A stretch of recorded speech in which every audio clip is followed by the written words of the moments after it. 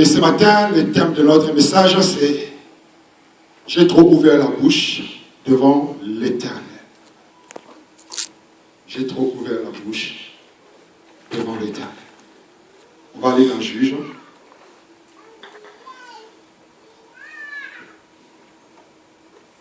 Juge 11.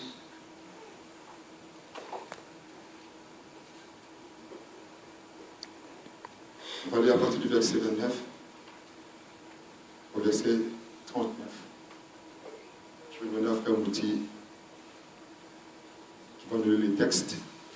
Et Papa Bruno va nous lire Ecclésiaste 5, du verset 1 au verset 5.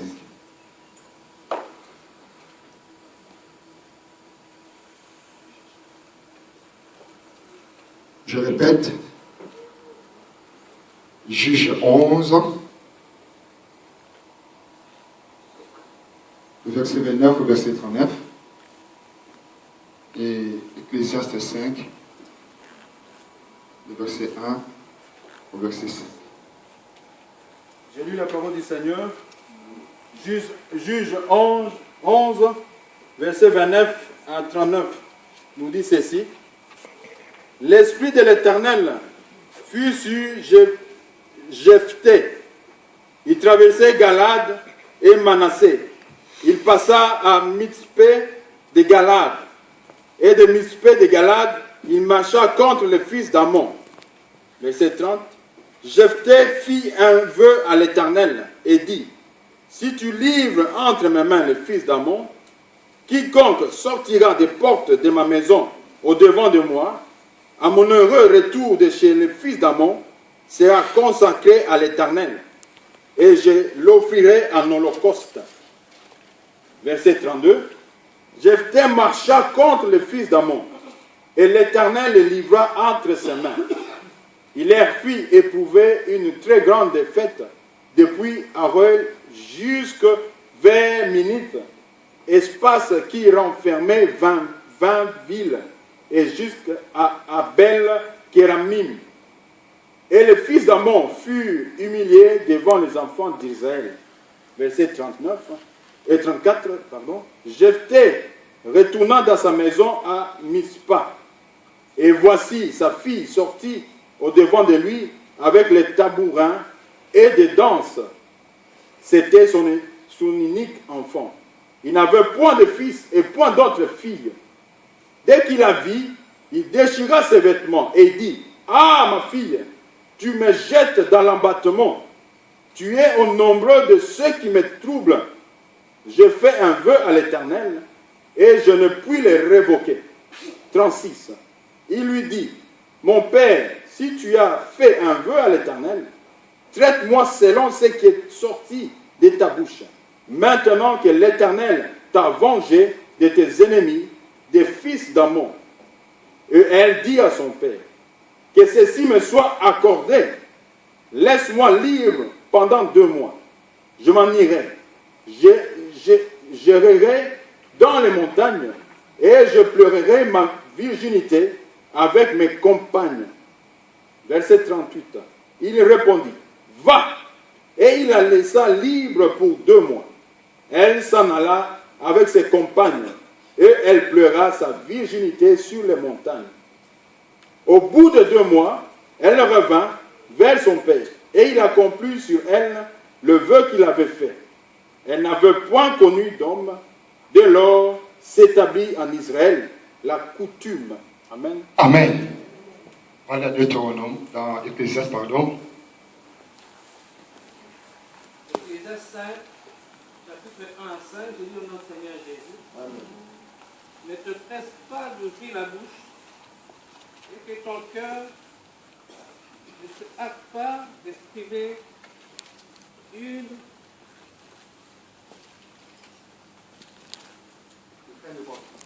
Alléluia.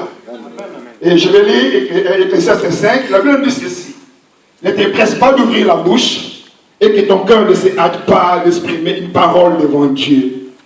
Car Dieu est au ciel et toi sur la terre. Que tes paroles soient donc peu nombreuses. Le verset 2. Car si les songes naissent de la multitude des occupations, la voix de l'insensé se fait entendre dans la multitude des paroles. Lorsque tu as fait un vœu à Dieu, ne tarde pas à l'accomplir, car il n'aime pas les insensés. Accomplis le vœu que tu as fait, mieux vaut pour toi ne point faire le vœu que d'en faire un et ne pas l'accomplir. Ne permets pas à ta bouche de faire pécher ta chair. Et ne dis pas en présence de l'envoyé que c'est une inadvertance. Pourquoi Dieu s'hériterait-il de tes paroles et détruirait-il l'ouvrage de tes mains? Car s'il y a des vanités dans la multitude des songes, il y en a aussi dans beaucoup de paroles. C'est pourquoi crains Dieu. Amen. Donc notre thème c'est j'ai trop ouvert la bouche devant l'Éternel. Nous avons lu le texte ici, on nous parle de Jephthé. Qui était d'abord Jephthé? Jephthé c'était le fils d'un homme qui s'appelait Galad. Mais Galad a eu ce fils avec une femme prostituée.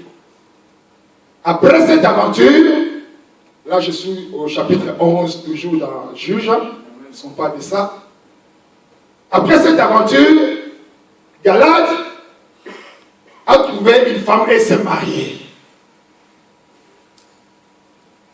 Et Dieu merci, Galad a eu les enfants avec sa femme légitime. Les enfants ont grandi. Quand ils étaient tout petits, ils grandissaient ensemble avec Jephthé. Mais en devenant maintenant grands, les enfants de la femme légitime sont allés voir Jephthé et lui disent, Jephthé, nous savons que tu n'es pas le fils légitime de notre mère. Aujourd'hui, nous t'ordonnons de partir et de quitter notre maison. Donc ses frères l'ont chassé de la famille. Ils étaient du même père, mais de mamans différentes. Mais ces jeunes garçons préféraient chasser leurs frères. Et qu'est-ce que Jephthé a fait? Il est parti. Il est parti, il a laissé ces jeunes gens dans la famille et lui il est parti ailleurs. Et là où il était parti ailleurs, il a continué à vivre sa vie. Et les autres sont restés. Mais malheureusement, mes frères et sœurs, Israël a été agressé. Israël a été agressé. Mais comme il n'y avait pas de leader, comme il n'y avait pas un homme fort pour pouvoir conduire la troupe à la bataille, ils se sont dit, mais nous avons un frère qui s'appelait Jephthé. Lui là c'est un gaillard, un combattant, un homme fort. Allons les consulter, voir s'il veut vouloir retourner à la maison. Et voilà, ils ont fait des démarches et ils sont allés voir Jephthé et cet homme n'a pas refusé. Mais là, il donné quand même ces conditions. Il n'y a pas longtemps, on m'a chassé de la famille. Et aujourd'hui, vous avez besoin de moi. Moi, je veux seulement que vous me rassuriez sur quelque chose. Si je vais au combat avec vous, et que je gagne ce combat, assurez-moi que je deviendrai maintenant votre chef. Et c'est ce qui était arrivé. Alléluia. Je n'ai pas de problème. On va aller au combat. Si on gagne, c'est toi qui deviens le chef. Ok, ça va. Il a accepté. Ils ont signé le contrat. Et ils ont répété ça devant le Seigneur. Dieu aussi a entendu. Les gens qui étaient autour aussi ont entendu. Ils sont partis au combat. Mais le combat n'était pas facile. Car là où il y a le combat, il y a des victimes. Et quand il y a des victimes, il y a des familles qui pleurent. Des femmes deviennent veuves, les maris deviennent aussi des veuves, les enfants deviennent des orphelins. Pourquoi? Parce que papa est tombé dans le combat, ou bien maman aussi. Alors le combat était rude. Et verset 29 maintenant. La Bible dit ceci, l'Esprit de l'Éternel fut sur Jephthé. Il a commencé à traverser la ville. Et en avançant plus loin, Jephthé, il a dit, je ne saurais pas combattre seul. Même si j'ai la troupe avec moi, on serait capable de renverser, de vaincre ce combat. Moi, je vais d'abord consulter Dieu. Alléluia. Jephthé a consulté le Seigneur. Et pendant qu'il consultait le Seigneur, il a dit quelque chose. Seigneur, moi je suis dans le combat avec ton peuple. Et je reconnais que je ne saurais vaincre ce combat sans ta présence. Alors mon Dieu, qu'est-ce qu'il faut faire? Le verset 29 nous dit ceci, 30 nous dit ceci. Jephthé fit un vœu à l'Éternel et dit, si tu livres entre mes mains les fils d'Ammon, quiconque sortira des portes de ma maison au-devant de moi, à mon oreille retour de chez les fils d'Ammon, sera consacré à l'Éternel et je l'offrirai à l'holocauste. Alléluia. Frères et sœurs, Dieu, accompagne-moi dans ce combat. Si je sors vainqueur, la première personne qui viendra m'accueillir à la porte le jour de mon retour, ce que moi je vais faire, je vais le consacrer à toi. Et je vais l'offrir à l'holocauste. Vous savez, en Israël, l'holocauste c'est un sacrifice. C'est un sacrifice que le peuple pratiquait, que les Hébreux pratiquaient, au cours duquel la victime était entièrement consumée par le feu. Alléluia.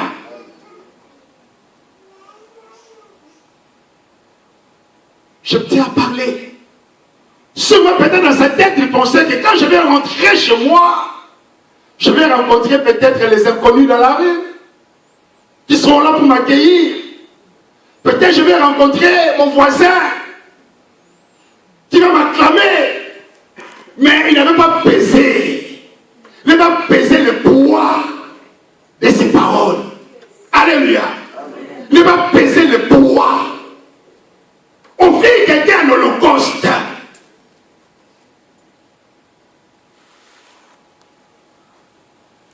Mais Dieu est Dieu. Il faut qu'on demande quelque chose à Dieu et très souvent, il est tellement plein d'amour, plein de bonté, qu'est-ce qu'il fait? Il nous les donne. Et il les donne avec joie. Il a entendu les cris de Jephthé. Et le Seigneur a accompagné cet homme au combat.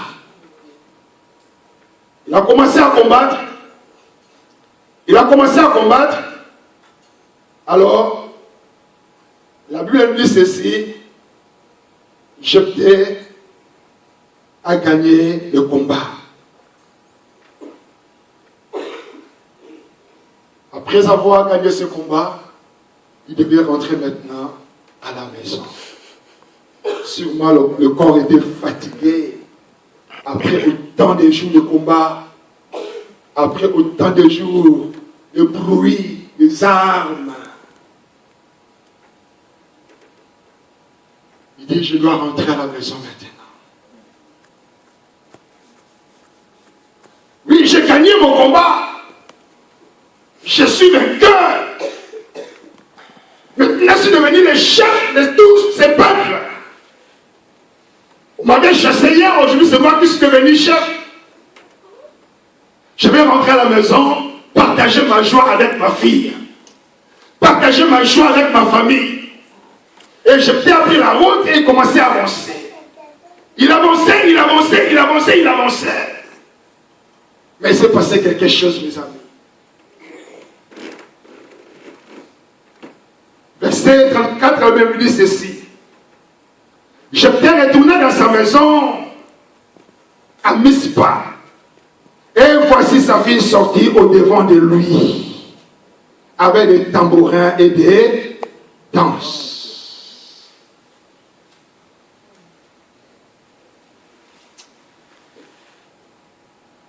En entrant à la maison, après avoir fait le vœu à Dieu, Seigneur, si tu permets que nos ennemis soient terrassés aujourd'hui, quand je retournerai chez moi, la première personne qui sortira de ma maison, je te l'ouvrirai à l'holocauste. Et malheureusement, ce n'était pas un inconnu, c'était sa fille. Et Jephthé n'avait pas beaucoup d'enfants.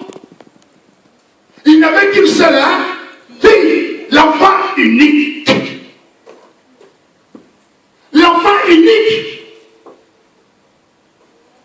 Il n'avait pas de garçons, il n'avait pas d'autres filles, il n'avait qu'une seule fille, une seule.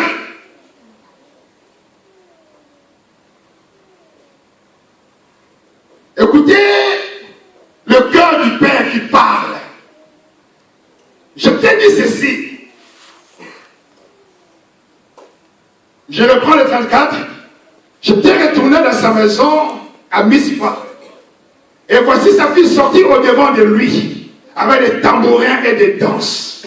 C'était son unique enfant. Il n'avait point de fils et point d'autre fille.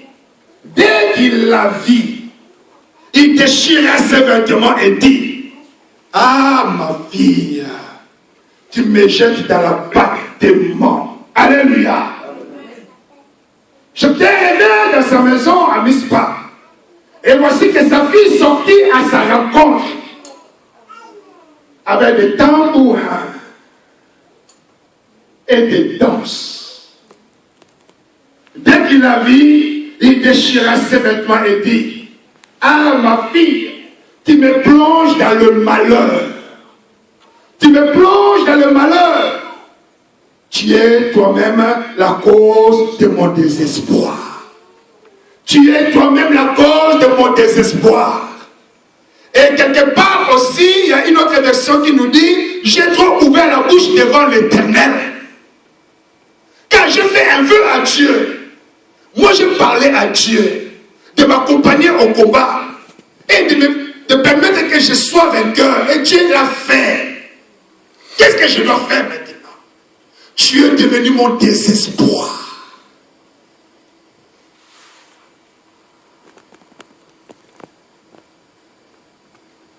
Nous faisons beaucoup le vœu à l'Éternel. On fait beaucoup trop le vœu à Dieu.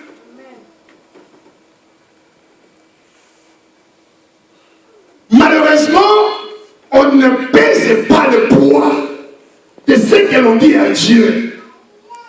Vous savez, mes amis, quand on parle à Dieu, on ne parle pas à un ami. On ne parle pas à un pote. On ne parle pas à un collaborateur. Mais on parle à un être qui est des milliards de fois supérieur à nous. Donc, avant d'approcher Dieu et lui faire un vœu, il faut prendre le temps de réfléchir par rapport aux paroles que tu vas présenter devant lui. C'est comme un enfant. Aujourd'hui, il va voir son père, Pasteur Célestin: papa, ça c'est un copain que je vais te présenter, c'est mon futur fiancé. Tu présentes le fiancé à ton père. Le papa est content, il accueille le fiancé. 3 mois après: papa, je vais m'excuser parce que tu vois bien, il y avait ci, il y avait ça. Alléluia. Ça, c'est ce que nous faisons avec Dieu. C'est comme ça qu'on se comporte avec le Seigneur. Car on ne pèse pas nos paroles. On ne pèse pas la décision que nous prenons à l'instant. Souvent nous parlons comme des perroquets, sans réfléchir, sans savoir ce que l'on déclare. Or, nous parlons à Dieu. Et ce que nous disons à Dieu, lui-même nous parle dans sa parole dans Matthieu, que ton oui soit oui. Alors si je fais un vœu à Dieu, de faire cesser pour lui.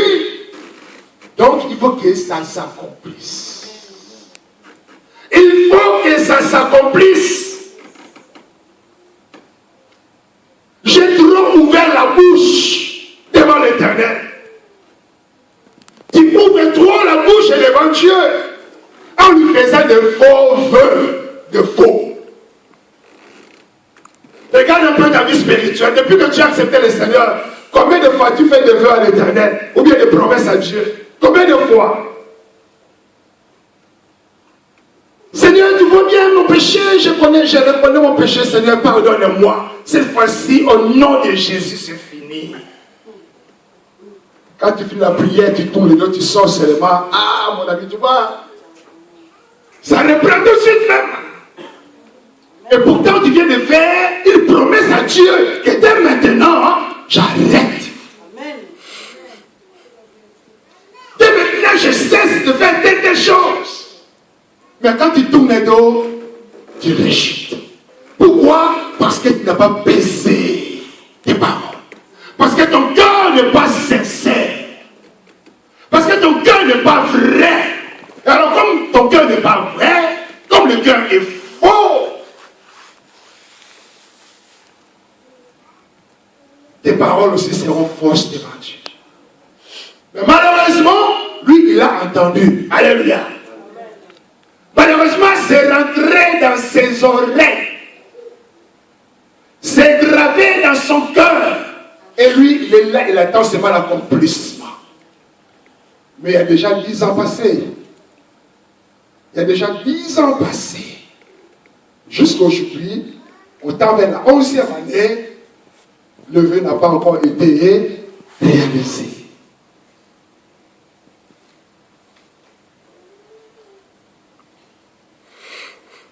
J'étais dans l'embarras. Qu'est-ce que je dois faire? Mais moi, je n'ai pas d'autre enfant. Il n'y a que toi, ma fille, ma chérie, il n'y a que toi.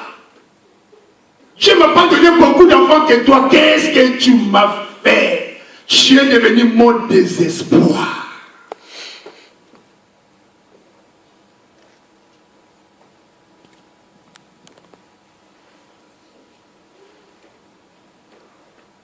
Alors, la Bible continue de dire ceci.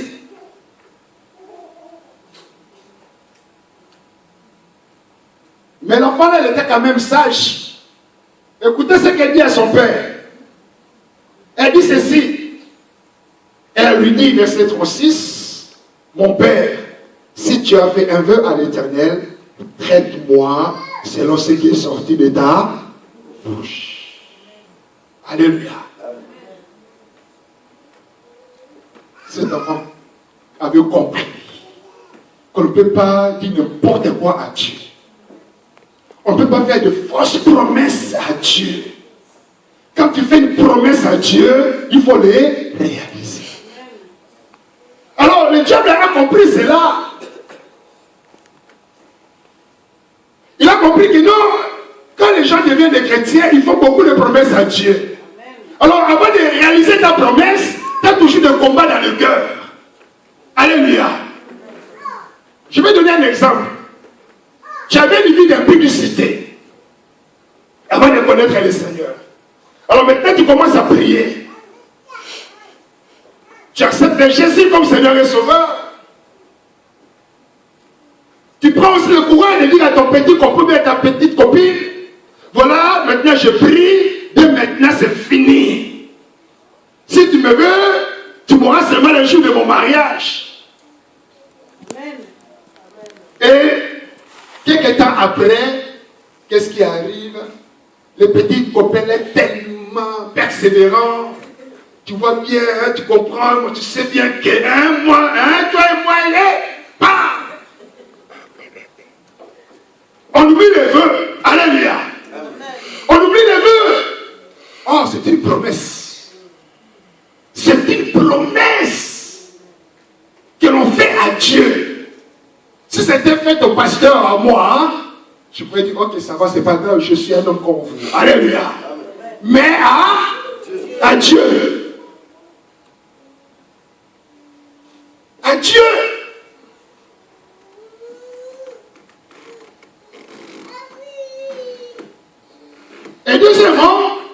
deuxième exemple, on parle un peu de la dîme et les offrandes. Je me souviens quand j'étais jeune chrétien, il y avait le panier d'offrandes. À l'époque, c'était le franc belge. Il y avait des pièces, il y avait des billets. Alors, si tu veux mettre l'offrande, prenons peut-être qu'aujourd'hui, dans ton portefeuille, tu as 2 billets et 2 pièces. Tu as un billet de 10 € et un billet de 5 €.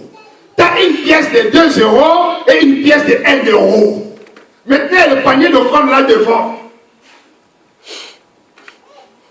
Nous avons fait un vœu à donner à Dieu. Alors, le moment de l'offrande arrive, quand tu viens devant, qu'est-ce que tu fais? Tu regardes 10 €, 5 €, 2 €, 1 €. Tu tapes encore tes poches. S'il n'y a pas de pièces rouges. S'il n'y a pas de pièces rouges. N'ayant pas vu de pièces rouges dans ses poches, on ouvre un peu le portefeuille. S'il n'y a pas de pièces rouges dans le portefeuille, de fois même, on serre son cœur. Je donne des rien à Dieu aujourd'hui. Je garde même mon 1 €. Je ne donne pas à Dieu. Et pourtant, tu as fait un vœu à Dieu. Quand la Bible dit ceci, on peut parler, on ne se présente pas devant l'Éternel, mais vite. Mais là, je serre mon cœur. Je ne peux pas donner mes 1 € à Dieu. Non, non, c'est trop ça. Dieu mérite des centimes. Comme je n'ai pas de centimes ici, pourquoi j'ai oublié? Pourtant, je l'avais mis sur la table.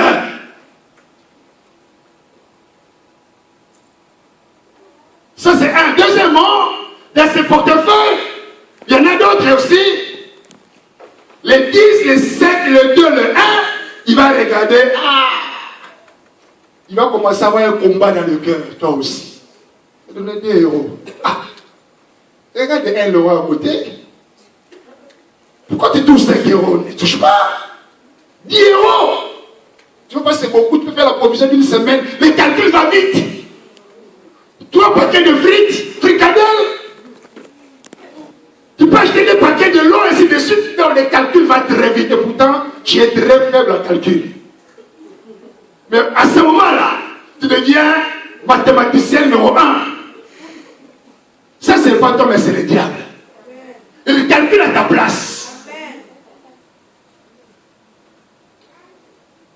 Et malheureusement, qu'est-ce qu'on fait? Les 1 €, pas.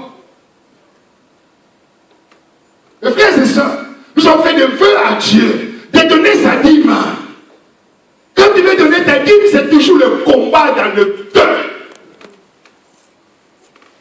Le combat terrible.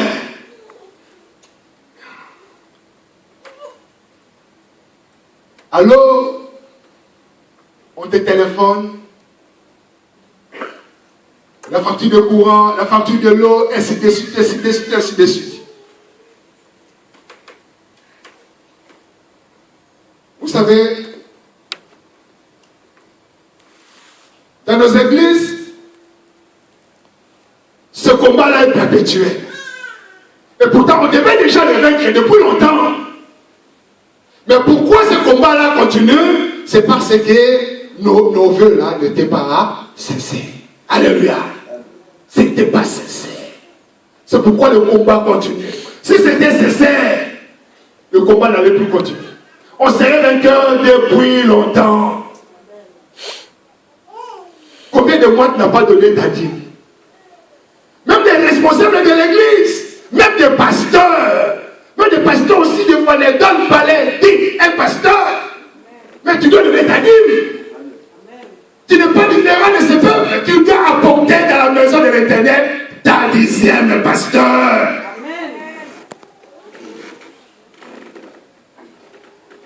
Toi, ancien, tu dois apporter ta dîme dans l'église. Même l'ancien dit, ma dîme là, c'est pour le pasteur. Non. On n'a pas besoin de la dîme parce que le pasteur travaille, il a l'argent. Ce n'est pas vrai. Même si le pasteur travaille, si lui donne sa dîme, tu dois aussi donner ta dîme. Alléluia. Car l'église a besoin de l'argent pour faire a beaucoup de choses pour payer ses loyers, pour payer ainsi de suite, pour payer ça. Alors des fois je me dis, ben, voilà. Et je suis Dieu bien qu'on achète notre local. Est-ce une salle pour nous? On achète. Donc là maintenant, fini la dîme. Alléluia. Allez. Plus de questions. Car on a déjà acheté, c'est pour nous. À quoi bon de donner là? Mauvais calcul. C'est mauvais calcul. Même dans ta vieillesse, continue à donner ta dîme. Même dans ta vieillesse, continue à porter ta part pour l'avancement de l'église de Dieu. C'est là que le Seigneur déversera ses bénédictions sur toi, sur tes enfants, tes petits-enfants, ainsi de suite. Alors je t'étais devant une situation difficile, qu'est-ce que je dois faire? Mais sa fille lui dit, papa, tu as fait un vœu à Dieu, il faut l'accomplir. Il faut le faire. Mais s'il te plaît, papa, accorde-moi seulement 2 mois. Je vais aller un peu dans la forêt avec mes amis, mes copines, faire ma dernière fête, après m'offrir à l'holocauste devant ton Dieu. C'était Dieu pour cet enfant et Dieu pour son père. Je t'ai compris que je n'avais pas parlé à un homme, mais j'avais parlé à Dieu. Et là, il devait accomplir ce qu'il avait fait. Et ça, c'est nous donne le conseil de ceci. Ne te presse pas d'ouvrir la bouche. Alléluia. Ne te presse pas d'ouvrir la bouche. Pourquoi? Parce que quand je fais un vœu, ce n'est pas une personne qui me pousse à le faire. Ça doit être quelque chose de volontaire. Alléluia. Ça doit venir de ton cœur. Ça doit être quelque chose de volontaire. Personne ne t'a obligé de le faire. Quand tu l'avais fait, ton frère n'était pas là. Ta soeur n'était pas là. Quand tu priais dans ta chambre, est-ce que tu priais avec moi? Quand tu parlais, quand tu faisais ce vœu dans ta chambre, est-ce que ta soeur était là? Mais tu étais seul. Donc c'est quelque chose de volontaire. Tu as pris la décision toute seule ou tout seul. Voilà pourquoi la Bible nous dit, ne te presse pas d'ouvrir la bouche. Et que ton cœur ne se hâte pas d'exprimer une parole devant Dieu. Car Dieu est au ciel et toi tu es sur la terre. Car Dieu est au ciel et toi tu es sur la terre.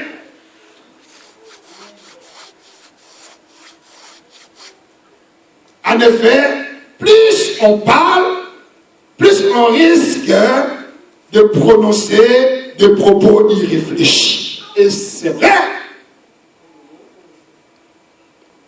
Et c'est vrai. Regardez un peu devant les gens qui parlent beaucoup. Ils parlent, ils ne laissent pas le temps de parler, parlent. Après, qu'est-ce que je peux lui dire? Il a déjà tout dit, il a dit même ce que je voulais dire. Qu'est-ce qu'il faut dire? On se tait. Alléluia. Je ne dis plus rien. On se tait.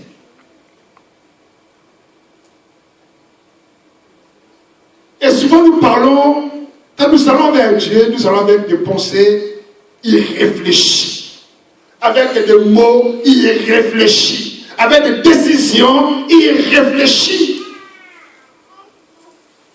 Or, ça ne doit pas être ainsi. Et si tu fais une promesse à Dieu, accomplis-la sans tarder. Alléluia. Donc c'est quelque chose de volontaire. Ça vient de mon cœur. J'ai pris la décision moi-même. Mon ami, ne tarde pas à le réaliser. Ne tarde pas à réaliser le vœu que tu as fait à Dieu.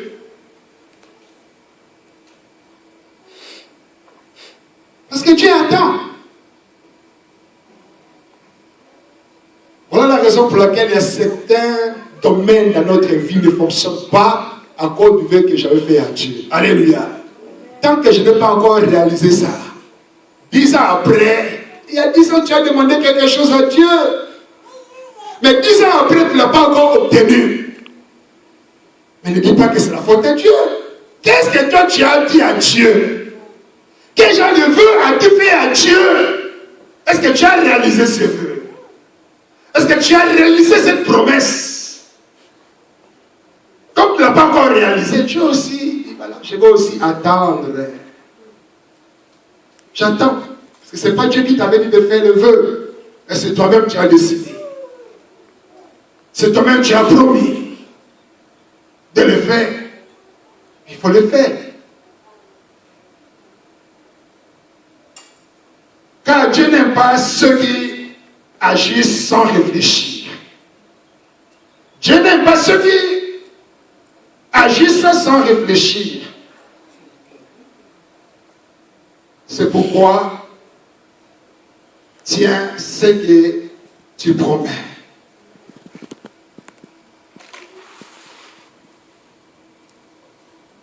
Tiens ce que tu promets. J'ai trop ouvert la bouche devant l'Éternel. J'ai trop parlé devant mon Dieu. Ce matin, quel est le vœu que tu as fait à Dieu et que tu ne l'as pas encore réalisé? Quel est ce vœu? Car la Bible nous conseille ceci: mieux vaut ne pas faire un vœu à l'Éternel que de le faire et sans l'accomplir. Mieux vaut ne pas promettre à Dieu.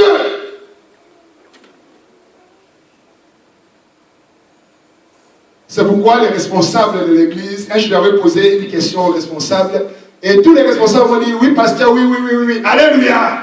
J'ai dit gloire à Dieu. C'est le vœu. Moi j'ai entendu, là-bas aussi au ciel, le Seigneur a entendu.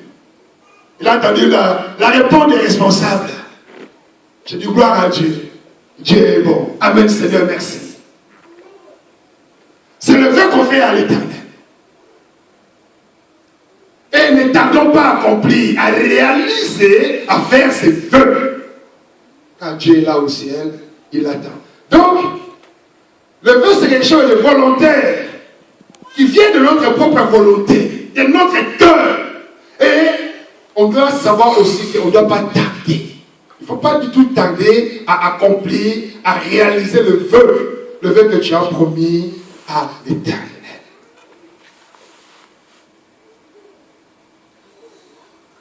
Et maintenant, comme c'est le mois des Coupes du Monde, ça chauffe à moi, je vois ça le mercredi à l'église, hein? Ça chauffe. En été aussi, ça chauffe. Hein? Les gens ne viennent plus à l'heure à l'église en été. Je me demande pourquoi. Et pourtant, il fait chaud, la nuit, on dort pas bien. Pourquoi? Les gens ne viennent pas à l'heure à l'église. Les jours de la semaine, les jours de prière, les jours des enseignements bibliques, les gens ne sont pas à l'église. On voit seulement quelques têtes. Mais où sont les autres? Et pourtant, nous avons fait le vœu à Dieu. Alléluia. L'église, la colonne et l'appui de la vérité a fait un vœu à Dieu. Père, dimanche, on est là à partir de 10h30. On est là le mercredi à telle heure. On est là le vendredi à telle heure. On est là des jours de prière à telle heure. C'est le vœu que l'église a fait à Dieu. Mais qui est l'église d'avoir l'appui de la vérité? Ce n'est pas seulement le pasteur Guy, mais c'est toi. Alléluia. C'est toi personnellement, c'est toi. Individuellement. C'est toi l'église.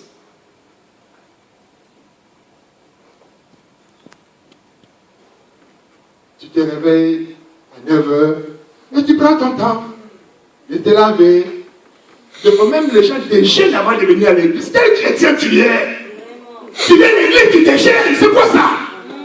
Si il y a des démons dans l'église qui tombent ici, tu vas faire quoi?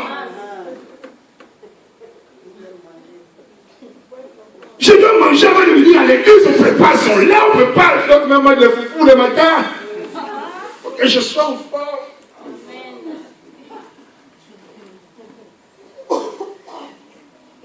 Mais quand tu vas à l'église, il ne faut pas déjeuner, mon ami. Ça, c'est un conseil que je te donne.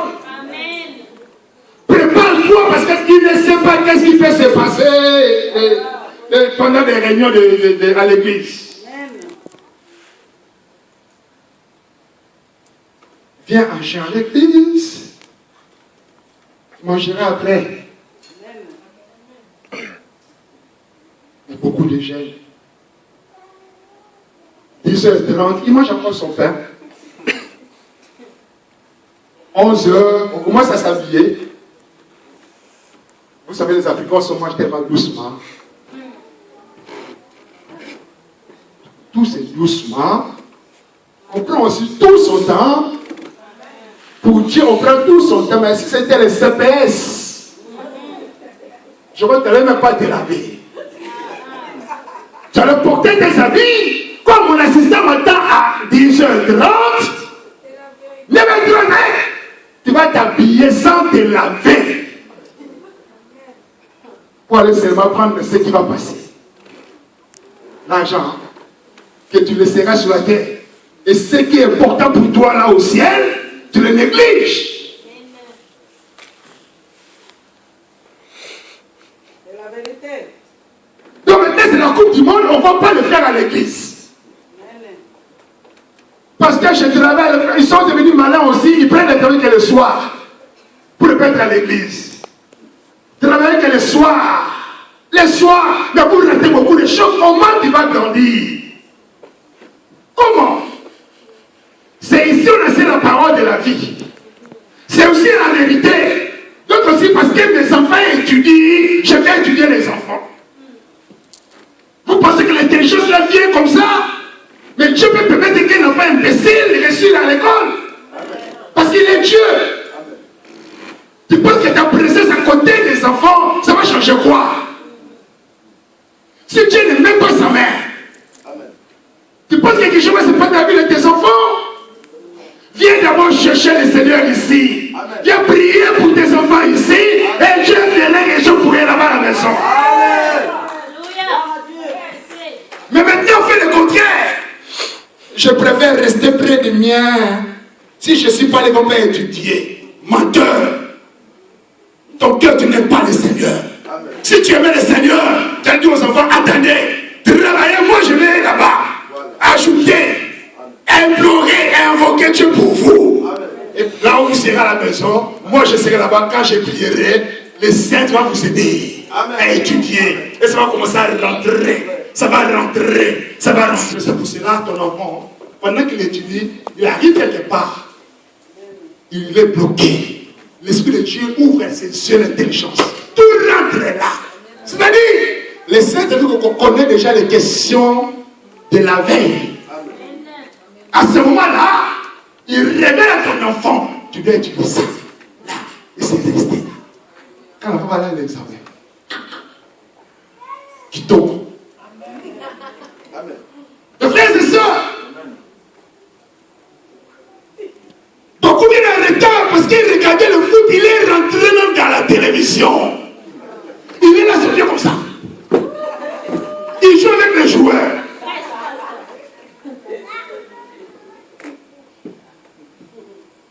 J'étais enfant, je regardais un foot avec des amis. J'étais rentré même dans les... Je ne jouais pas, je regardais, j'étais regardé, je faisais comme ça. Il y avait des grands frères derrière moi, ils sont venus avec une pierre, ils ont mis devant moi. Ça me rend compte, j'ai tapé comme ça, j'ai tapé la pierre. C'était méchant quand même. Hein? J'ai tapé la pierre, j'ai commencé à pleurer. La Coupe du Monde. Tu veux rater ta bénédiction pour la Coupe du Monde? Ces gars-là gardent des milliards, hein, des millions. Hein? Ils gardent des millions, ils ne te connaissent même pas. Ils ne te connaissent même pas. Quand l'église on vient de prier, ton cœur partout. Mais pasteur va finir à quelle heure? Il va finir à quelle heure? Je vais aller voir mon match. Je vais aller voir mon match. Il va finir à quelle heure?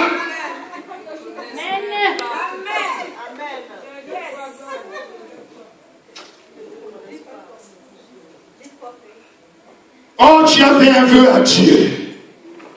Tu dois être ici, Dieu est déjà là à partir de... Il est là. À 10h30, Dieu nous attend. Il vient déjà entendre nos voix pour dire Seigneur, nous te bénissons pour cette journée. Que tes grâces soient sur nous. Mais toi qui viens d'arriver à 11h30,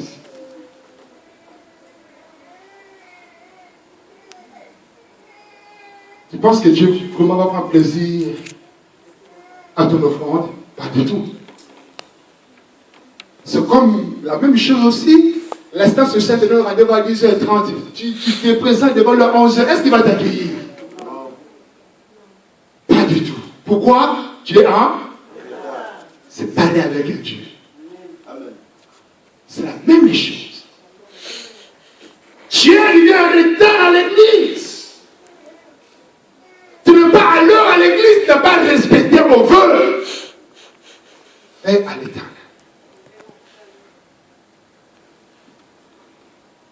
Il faut être à l'heure.